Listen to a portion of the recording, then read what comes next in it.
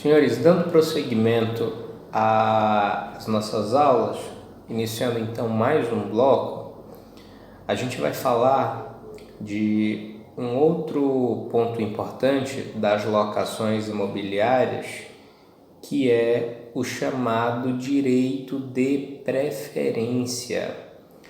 O direito de preferência ele está previsto lá no artigo 27 da Lei do Inquilinato, e ele determina que o inquilino, o locatário, ele tem preferência em igualdade de condições com terceiros na aquisição do imóvel.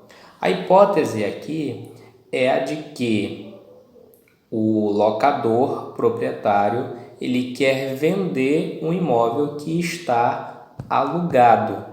Nesse caso, nessa hipótese, o locador ele deve comunicar ao inquilino a venda, colocando o valor, a proposta de venda no caso, especificando qual o valor, qual a forma de negociação, a forma de pagamento, tudo isso para que o inquilino ele exerça ou não o chamado direito de preferência, tá?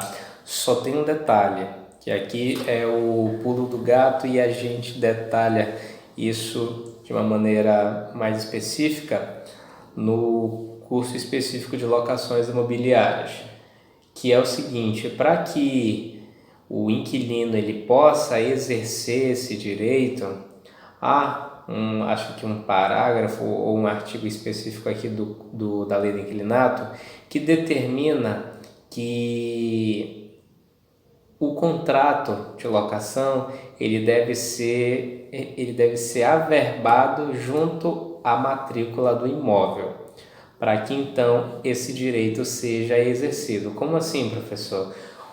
O locatário ele vai pegar esse contrato devidamente assinado, com as assinaturas reconhecidas, vai levar ao cartório de registro de imóveis e vai pedir para que seja averbado. Então, lá na certidão de propriedade do imóvel, vai constar que o imóvel ele encontra-se alugado a determinada pessoa por força do contrato e tal.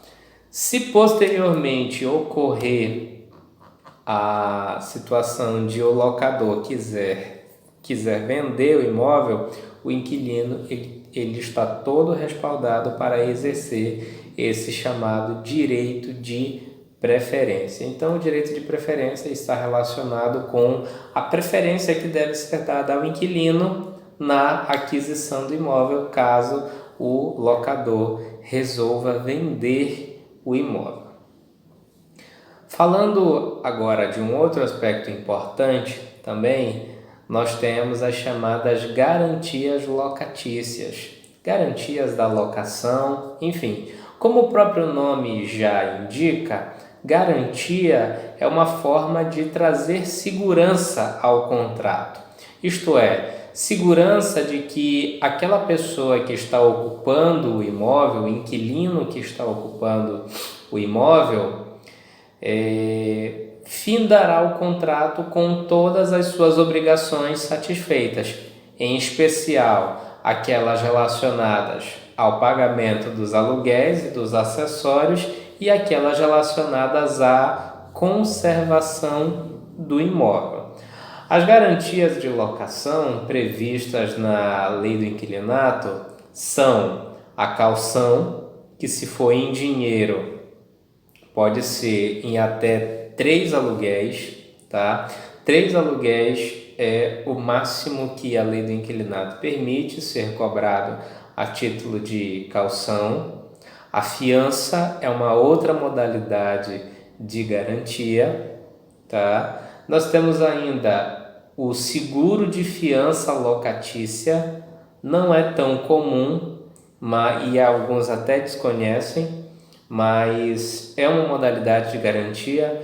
O inquilino vai até uma empresa, uma seguradora, e contrata um seguro para que ocorrendo determinadas hipóteses que o impossibilitem de pagar o aluguel, e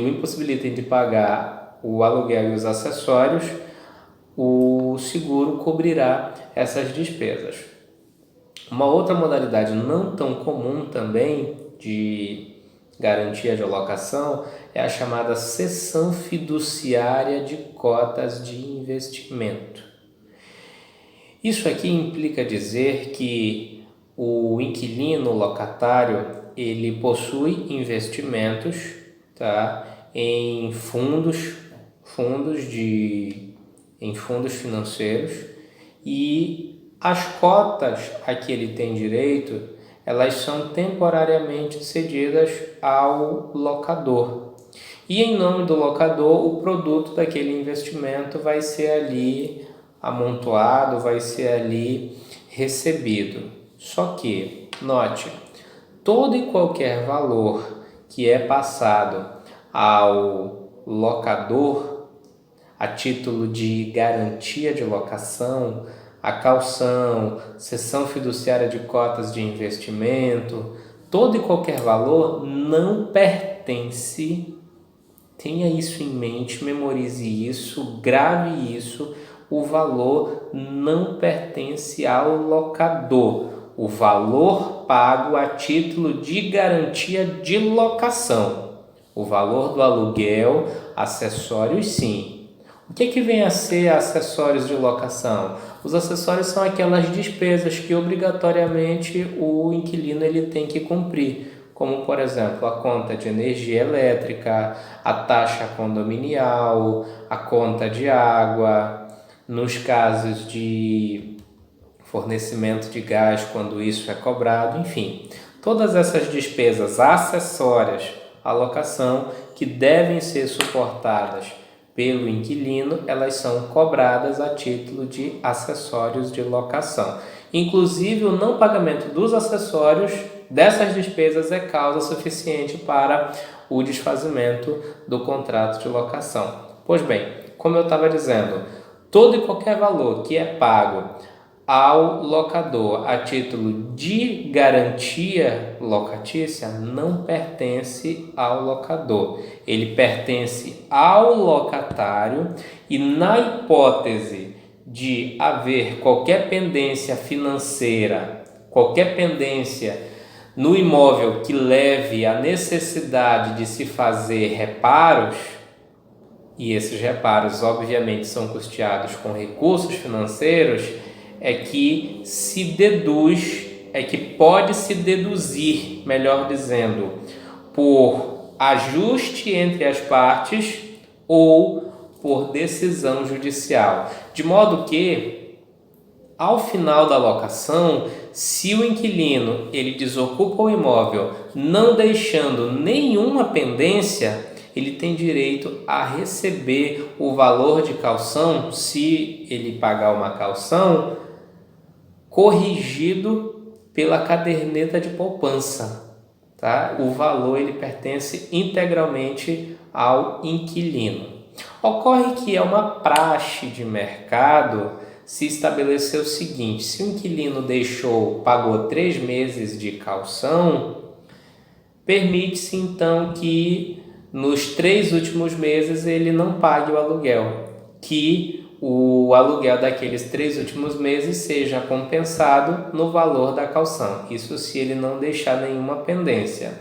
O mesmo ocorre se são 2 cauções, 2 meses de aluguel a título de caução, 1 mês e assim sucessivamente. Mas fato é que o valor do caução ele não pertence ao locador, ele pertence ao locatário, ao inquilino. E esse valor ele será uma garantia de que aquela despesa do aluguel, aquela despesa da conservação do imóvel, aquela despesa do acessório, ela vai ser cumprida, ela vai ser paga.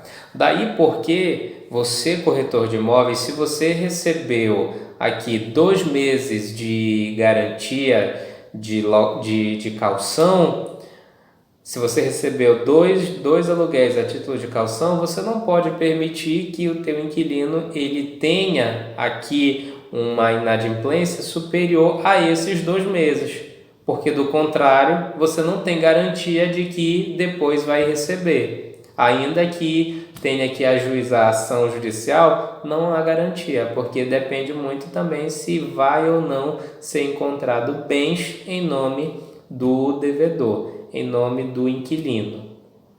Ok? Então, essas são as modalidades de garantia previstas em lei, que inclusive também veda-se a exigência de mais de uma modalidade de garantia de locação, tá? Então, ou o contrato é garantido por caução, ou o contrato é garantido por fiança, ou por seguro de fiança locatícia, ou por cessão fiduciária de cotas de investimento, ok? Passemos então, senhores, a analisar as modalidades de locação. A mais comum, na verdade, elas ocorrem com uma certa habitualidade no mercado. Mas vamos à primeira delas. A locação residencial. Aquela, como o próprio nome já sugere, na qual o imóvel ele é destinado à moradia do locatário. Todas as disposições que eu tratei aqui de uma maneira geral, elas são aplicáveis a todas as modalidades de locação, que no caso são a locação residencial, a locação por temporada e a locação comercial ou não residencial, tá? Todas essas disposições que anteriormente nós tratamos com relação a prazo de retomada, direito de preferência, aluguel, obrigações do locador, obrigações do locatário, tudo isso aplica-se a cada uma das modalidades especificamente, tá? O que nós precisamos destacar aqui com relação à locação residencial? O seguinte, o que consta lá no artigo 46 da Lei do Inquilinato, que diz o seguinte: nos contratos escritos com prazo igual ou superior a 30 meses, ou seja, 2 anos e 6 meses, findou o prazo, encerra-se a locação, tá? Então, todas as vezes que você, corretor de imóveis, estiver lidando com uma locação residencial que lá no contrato o prazo é de 2 anos e 6 meses, acima disso, igual ou superior a 30 meses, acabou o contrato, acabou o prazo, melhor dizendo, acabou o contrato. Aqui, nesse artigo 46, nós temos aquilo que chamamos de denúncia vazia. Denunciar um contrato é você dizer que não tem mais interesse em manter o contrato.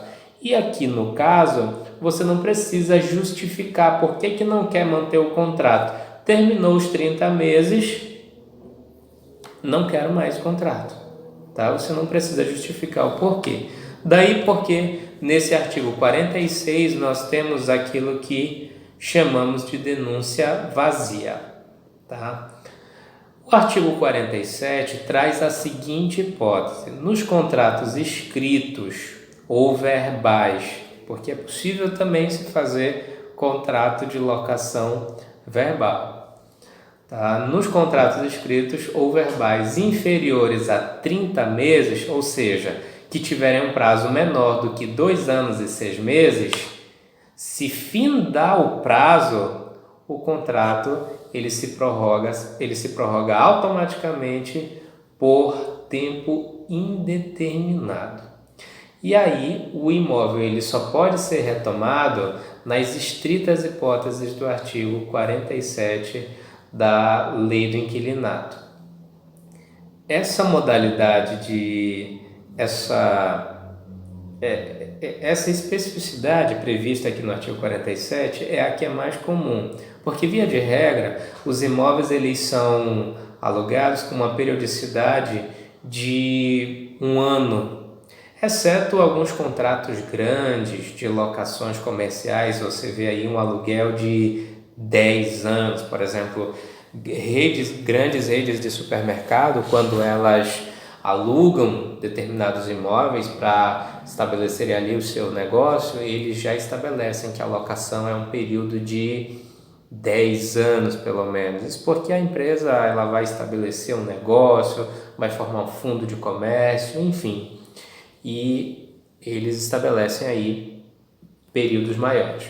Mas no caso aqui das locações residenciais, que no geral nós temos um prazo em torno de 1 ano, nós temos aquilo que determina o artigo 47. Então, assim, se o contrato iniciou em janeiro de 2020, tá? Se quando for início de dezembro, o contrato ele não for denunciado e a pessoa continuar morando no imóvel, quando eu digo o contrato ser denunciado, eu estou dizendo que se o contrato não tiver ali a especificação, a manifestação expressa de que vai ser terminado, de que não há mais interesse em manter a locação, tá? Até aí, o locador ele não precisa justificar por que não quer manter a locação mais. Tá? Ele pode simplesmente dizer, o contrato vai vencer, eu não quero mais manter a locação. Agora, se deixar o inquilino continuar morando sem que haja aqui uma clara e expressa manifestação de vontade, a lei determina que o contrato ele se prorroga por prazo indeterminado.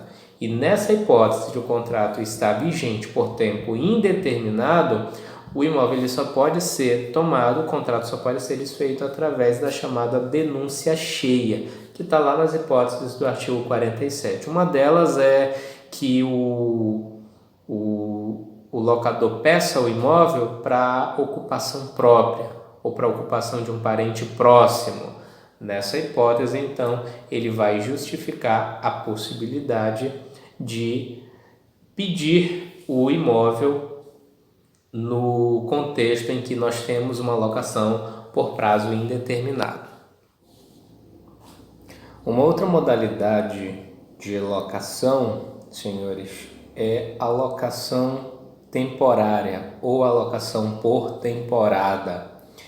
De acordo com o artigo 48 da Lei do Inquilinato, a locação temporária é aquela que não excede o prazo de 90 dias. É uma locação, portanto, de até 90 dias, que ela é ajustada em decorrência de motivos transitórios, como, por exemplo, um tratamento de saúde, a realização de um curso profissional, a necessidade de uma mudança temporária para a realização de uma reforma em um imóvel, coisas assim, tá? De acordo com o artigo 50 da Lei do Inquilinato, nós temos uma disciplina específica com relação ao prazo, à observância e inobservância desse prazo da locação temporária, que de acordo com o artigo 50, se findar o prazo da locação e o locatário permanecer no imóvel sem a oposição do locador, o contrato ele se prorroga automaticamente por tempo indeterminado. Aí, nesse caso, nós falamos anteriormente que, em termos de aluguel, somente no contrato por temporada e naqueles desprovidos de garantia de locação é que se pode cobrar antecipadamente. Então, a partir do momento em que o contrato ele passa a viger por tempo indeterminado, descaracterizando a locação temporária, não é mais exigível, passa a não ser mais exigível o pagamento antecipado dos aluguéis, podendo haver a exigência de uma eventual garantia de locação, tá? E de acordo com o artigo 50, esse contrato ele só poderia ser denunciado após 30 meses ou nas hipóteses do artigo 47 da Lei do Inquilinato. O artigo 47 da Lei do Inquilinato, que nós referimos anteriormente, ele estabelece todos os motivos que legitimam o locador, proprietário do imóvel, a pedir a devolução do imóvel quando o contrato ele está vigendo por tempo indeterminado. Então, uma vez que de acordo com o artigo 50 da Lei do Inquilinato, houver a prorrogação por tempo indeterminado do contrato de locação por temporada, o contrato ele só pode ser denunciado após 30 meses, ou seja, 2 anos e 6 meses. Somente após esse período o proprietário pode retomar o imóvel ou nas hipóteses do artigo 47 da Lei do Inquilinato. Isso se também não houver nenhum descumprimento contratual, ok? Uma outra modalidade de locação é a não residencial, que é a mesma coisa de alocação comercial.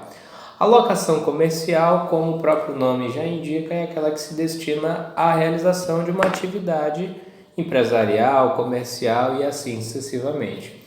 Tudo aquilo que nós tratamos anteriormente da parte geral das locações aplica-se à locação não residencial, à locação comercial.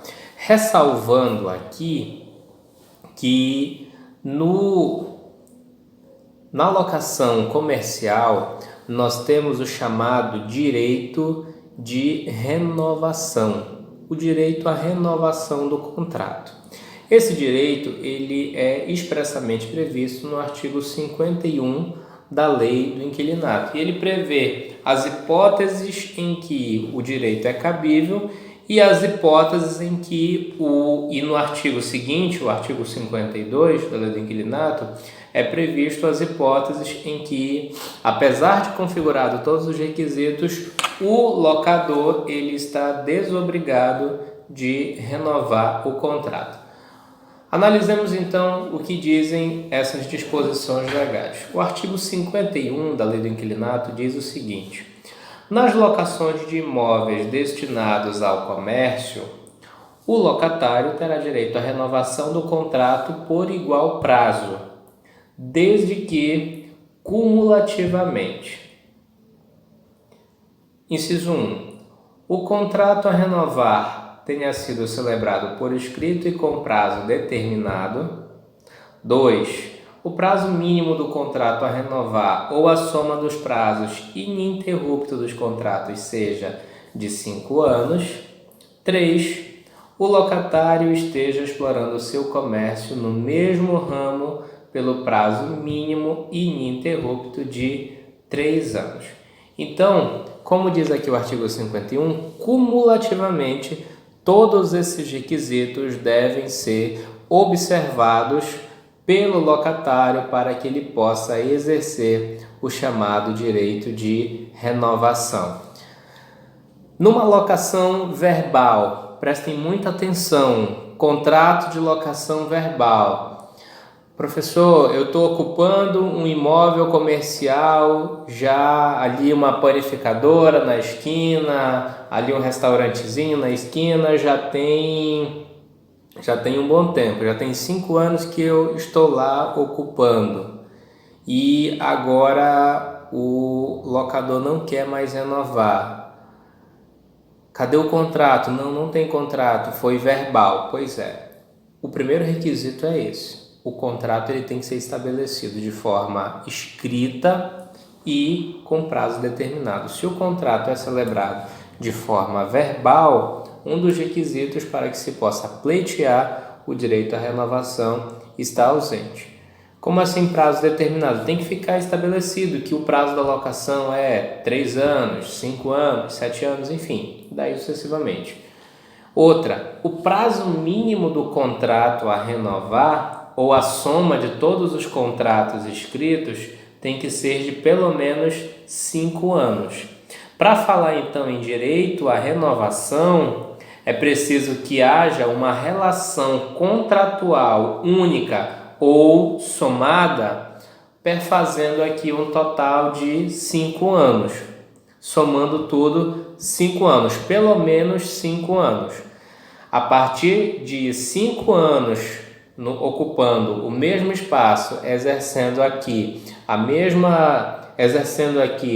naquele espaço atividade comercial, o inquilino, o locatário, passa então a ter direito à renovação do contrato.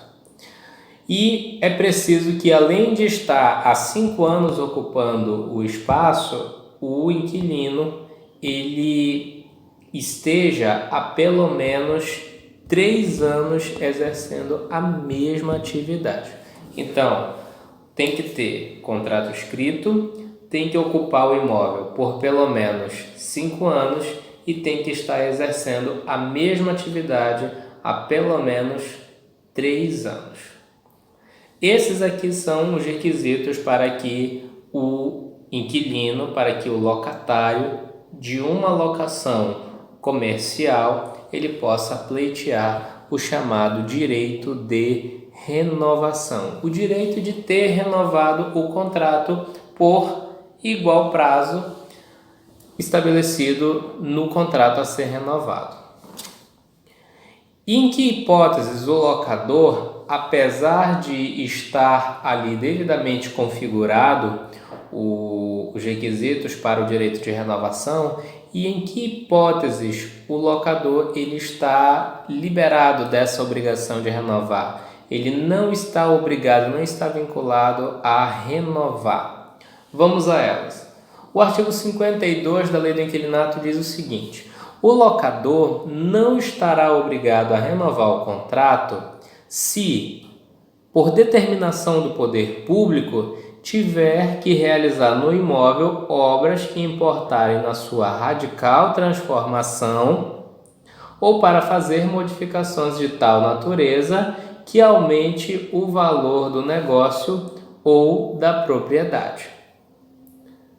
O imóvel, ponto 2, o imóvel vier a ser utilizado por ele próprio ou para a transferência de fundo de comércio existente há mais de 1 ano, sendo detentor da maioria do capital o locador, seu cônjuge, ascendente ou descendente. Aqui então, senhores, nós estamos falando das hipóteses em que há um contrato com prazo certo estabelecido, com ocupação de pelo menos 5 anos e exercício da mesma atividade por 3 anos. Hipótese em que todos os requisitos para o direito de renovação estão presentes. Todavia, ocorre de o poder público determinar a realização de obras que vão modificar substancialmente o imóvel. Nesse caso, então, o locador não está obrigado a renovar o contrato para realizar as obras que foram determinadas pelo poder público. Ou então, se o locador ele houver por bem realizar obras para melhorar ali o imóvel, para ali aumentar o valor do negócio, o valor que seria a título da locação ou a propriedade. Então, na hipótese de realização de obras para aumentar o valor de negócio ou o valor da propriedade e na hipótese de obras determinadas pelo poder público, o locador não está obrigado a renovar. Então, quando o locatário, melhor dizendo, apresentar ao locador a notificação querendo exercer o direito de renovação, o locador, nessa hipótese, ele está liberado da obrigação de ter que renovar o contrato. A outra hipótese em que o locador está liberado é se o imóvel vier a ser utilizado por ele próprio ou transferência de fundo de comércio existente há mais de 1 ano, se ele tiver a maioria do capital, ele mesmo, o locador, ou cônjuge, ou ascendente ou descendente. Aqui a situação é o seguinte: o locador não vai renovar o contrato porque ele, locador, vai usar o imóvel para exercício de uma atividade comercial também. Ou seja, aquele ponto onde funciona ali a padaria do locatário, onde funciona um restaurante do locatário, ele vai ser utilizado pelo próprio locador. Só que aí parece um tanto desleal o locatário exercer toda uma atividade, chamar clientes, fazer aquele ponto ser visto como vinculado a uma marca daquela atividade e assim sucessivamente. Em outras palavras, criar o fundo de comércio e depois simplesmente o proprietário dizer: não, eu vou pegar de volta o imóvel que eu vou exercer a atividade. Pois é, justamente para coibir que esse tipo de situação de concorrência desleal acontecesse, a lei ela prevê o seguinte, que o locador ele até pode retomar o imóvel, ele até pode se recusar à renovação do contrato, retomando o imóvel, se a atividade que for para aquele local ser estabelecida, ela tiver pelo menos 1 ano de constituição. Então, se vai exercer principalmente no mesmo ramo que o locatário, é preciso que já haja uma atividade, já haja uma empresa previamente constituída há pelo menos 1 ano, com pelo menos 1 ano de existência. E mais, é preciso que o próprio locador, ou a esposa, ou o esposo, o cônjuge, ascendente ou descendente, mãe, pai ou filho, tenha pelo menos 50%, na verdade, se ele tiver, melhor dizendo,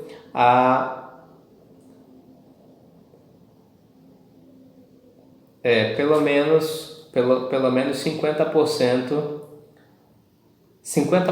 mais a maioria do capital, tá? Ou seja, é preciso que a maioria do capital seja pertencente ao locador, ao cônjuge, ou ao ascendente, ao descendente, e que a atividade ela esteja ali estabelecida há pelo menos 1 ano, que haja ali o exercício de uma atividade há pelo menos 1 ano.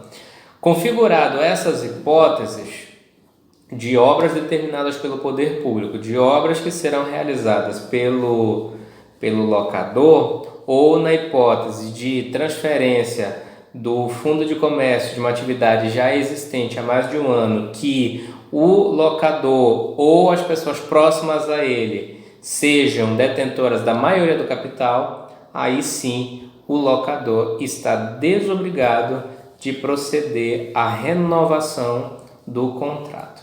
São essas então, senhores, as modalidades de locação: locação residencial, por temporada e locação comercial.